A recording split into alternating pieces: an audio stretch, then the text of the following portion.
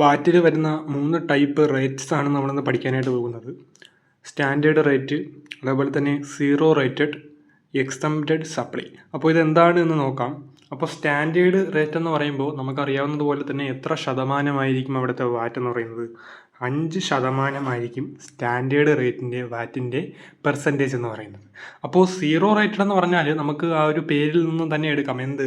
Zero. അതായത് അവിടുത്തെ percentage എന്ന് പറയുന്നത് എത്ര ശതമാനമായിരിക്കും? സാധനങ്ങളുടെ 0%, അതായത് 0%-നായിരിക്കും അവിടെ ട്രാൻസാക്ഷൻസ് നമ്മൾ വാറ്റ് രജിസ്റ്റർ ചെയ്തിട്ടുള്ളത്. അപ്പോൾ എന്താണ് എക്സംപ്റ്റഡ് സപ്ലൈ? എക്സംപ്റ്റഡ് സപ്ലൈ എന്ന് പറഞ്ഞാൽ അവിടെ എന്ത് വരുന്നില്ല?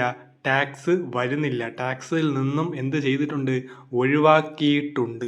അങ്ങനെയാണെങ്കിൽ ഒരു ഡൗട്ട് നമുക്ക് വരും, എന്താണ് സീറോ റേറ്റഡും എക്സംപ്റ്റഡ് സപ്ലൈയും തമ്മിലുള്ള ഡിഫറൻസ്? കാരണം സീറോ റേറ്റഡ് എന്ന് പറഞ്ഞാൽ അവിടെ 0%, എക്സംപ്റ്റഡ് സപ്ലൈ എന്ന് പറഞ്ഞാൽ അവിടെ എന്തില്ല? ടാക്സ് ഇല്ല. അപ്പം രണ്ടിനും നമ്മളൊരു രീതിയിൽ നിന്ന് ചിന്തിക്കുമ്പോൾ രണ്ടിനും എന്താണ്?